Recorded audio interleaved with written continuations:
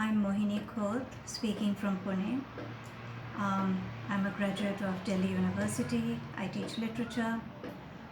So, why am I talking to you? Because of a phrase that has been ringing in my ears: justice delayed is justice denied.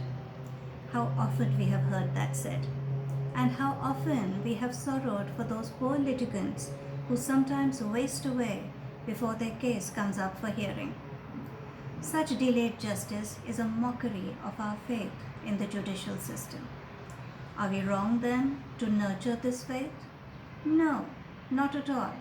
The judiciary is the last bastion of integrity and right in our country. Independent, committed to an impartial interpretation of the law, boasting some truly learned judges and jurists, the Indian judiciary is one we can truly be proud of. Then, where are things going wrong? The fact is, the courts are pitifully undermanned.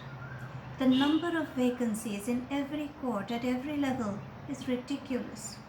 Because of this, the courts are not able to function to their capacity. Cases pile up. Litigants wait. Till kingdom come?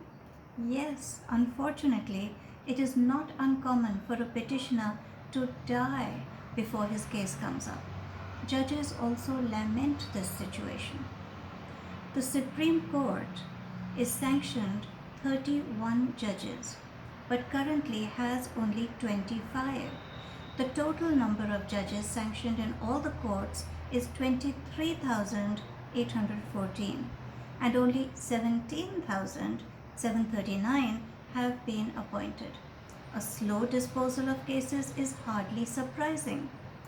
A friend of mine, Shailesh Gandhi, has collected data and has done an excruciatingly detailed analysis which shows that if the missing 6,000 seats were to be filled and these judges were to work at the same pace as the judges are doing currently, no faster, the number of cases pending would drop to zero in as short a time as 2 years.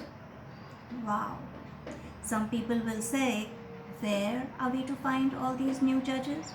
Well, there are 13 lakh registered advocates in the country, and 60,000 law graduates emerge from universities every year.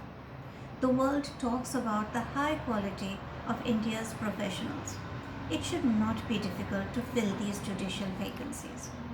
Indian courts would then come up to date and be able to dispense justice quickly. Judicial backlogs would become history. Speedy justice is surely the right of every petitioner born in free India. What a pity that the current situation should be so bad.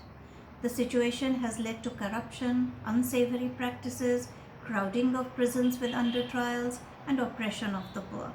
And all the time, the answer is so simple. The government simply needs to fill those gaping vacant seats on the bench, and quickly. And we, the citizens of India, will get speedy justice.